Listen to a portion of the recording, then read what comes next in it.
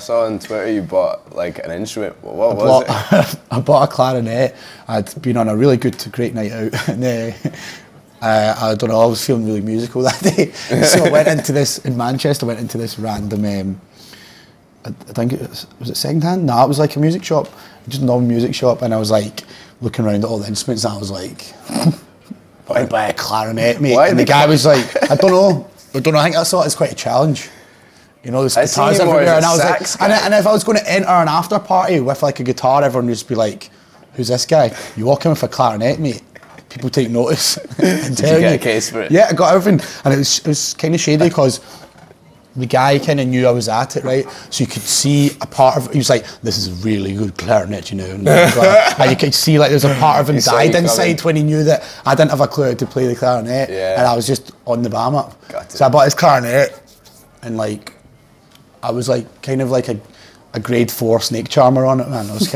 I kind of had some natural ability for it. My family's like really musical, and like my brothers played in bands at school and stuff, and my dad was like a guitarist and a bass player, and that. And my mum, I keep wanting to swear, my mum was in like choirs and stuff like that. So I don't know, I was just around it all the time, and the same thing, they were playing like Motown and soul music and everything when I was wee, and but it was my brothers that got me into like production and DJing and stuff.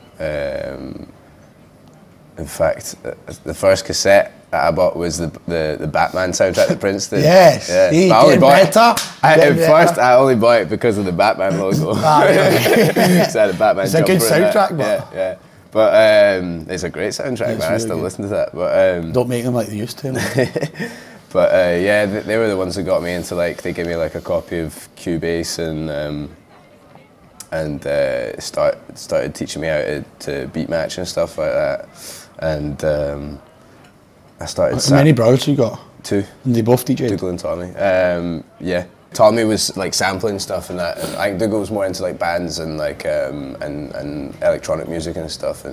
And Tommy was more into hip hop at the time. Well, they both were, but Tommy was the one that got me into like sampling. And I first. So you sampling at the Cubase?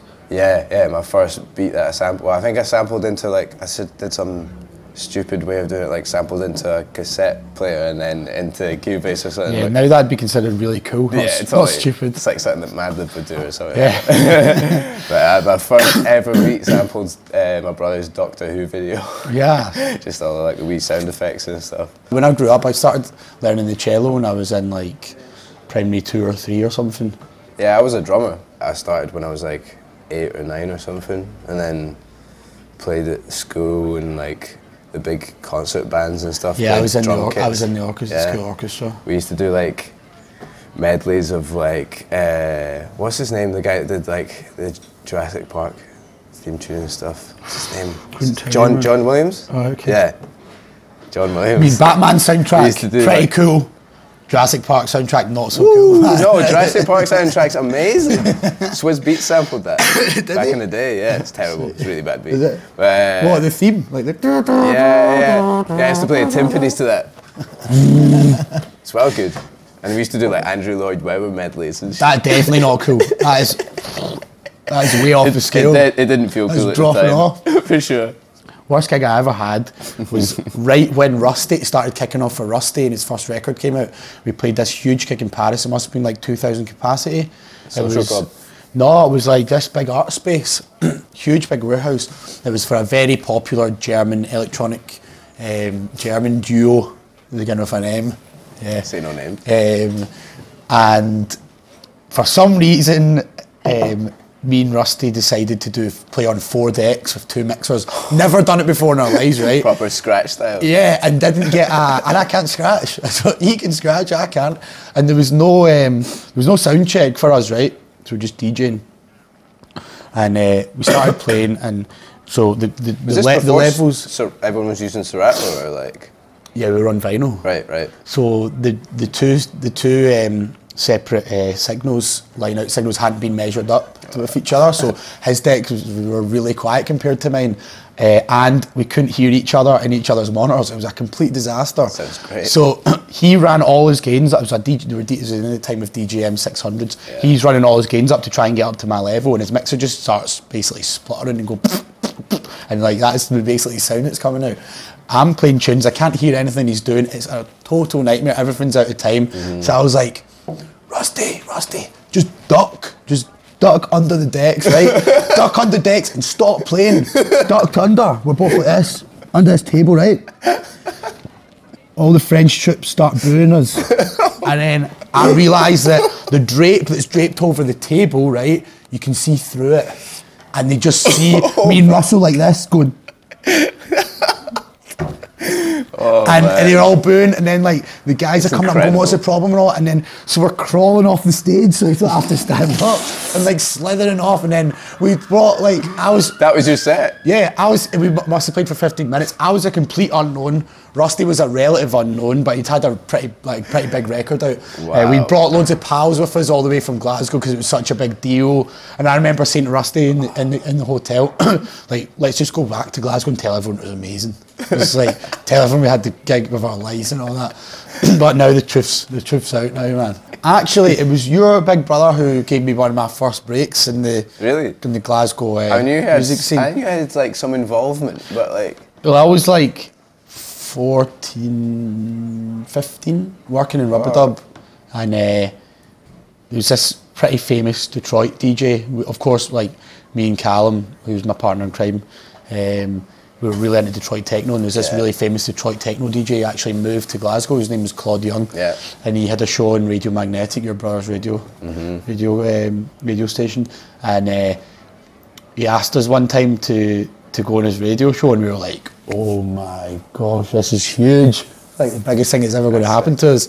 And at the time I didn't even have a DJ name. I don't think Callum had a DJ name. His DJ name was DJ Crystal with a K, right? And you remember that graffiti font that you got on the... Oh no, you said you used a Mac. You got this graffiti font on Windows, I know the right? one that you're talking and you'd about, write everything in this graffiti font. Yeah. Cam used to do his own CDs. Man, Club Flyers still use that. Yeah, I know, I noticed that. He used to use that font. This is how long ago and how uncool we were. Yeah. Right? Yeah. And anyway, neither of us has had DJ names, so Claude was like, what's your DJ name going to be? And Callum was like, he used his middle name, which is Spencer. I didn't have one, so it was either Jack Revel, and I don't think I had a plan B, and Claude was like, no, you can't use that. It's not happening. He's like, they call you Jackmaster in Rubber Dub, right? And I was like, yeah, that's right. And he was like, we're going to use that. I used to be called Stereotype, like 2 words. Stereotype's really clever. It's like the opposite of mono. Right, okay, yeah. But I was, me and my brother Tommy was going to put out a record for me. We did my first 12-inch Soul Fear stereo, which Dimlight did a remix of actually. But I was originally called Stereotype, and we were doing the press for it, and we were sending it out, the promo out to European radio stations and stuff, and it was getting, like Dimlight remix was getting a lot of radio play and stuff. So out of the blue one day I got an email from this other producer with a very similar name. Oh no! Well, we're just talking about that. Welcome to my world, man. Yeah, exactly. So, but this guy had like released like loads of records and stuff. I'd never heard of him before though, and he just like instantly came at me and just like called me a punk mother effer, and we're not having that. And I was going to say what's his name, but his name is probably Stereotype, so I can just look. I can look him up just now. Yeah, well, we'll send some boys round to his house. Missing one of the letters. Oh, yeah, so you can work edgy, it out. That. Yeah. I don't care, man. He was the one rebel. who came at me like that. Yeah. So like, he just instantly was like, I can't believe you stole my name, man. And you succumbed to his prep. I was like 17 at the time, so I was like, oh, I'm so ready to reply to this email. And Tommy was just like, nah, let me deal with this. And he replied some like, diplomatic, polite email back, and then never heard from him again. And then we got a reply from his manager, which was actually one half of this like really sort of big DJ duo at the time, Kruder and Dorfmeister. Oh really? Yeah, and you did that, but it was on the side of your microphone, so they caught it all. So you're gonna have to reverse that one or beep it out. Peter Kruder. Probably before I'd been doing a lot of shows, and before you signed to Lucky Me, guys like Hudson Mohawk and stuff were like heroes of yours, right? You know what? Like me and Ross were MSN buddies. Oh right, so you're already. We were already like it was way before he made beats. I used to send him my stuff, okay. and then when he was itchy and like when we were like 14, 15, we used to chat every day for like years and years. Like Ross is definitely someone that I look up to now, and like I get a lot of inspiration from, and he's done alright, and I ask a lot of advice of him and stuff like that, and we're still gonna do more work together and stuff. But yeah, because you just did the Rap Monument thing, right? Yeah. How many tracks yeah. did you do on that? Well, basically, like I got asked to be involved in this. At the time, it was called the longest rap song in the world. Yeah, that's not. That's Rap Monument's so much better. It is, and maybe it's not the longest. Maybe there's like one guy that raps for like 2 hours or something. It probably will be, and he'll probably be from Glasgow.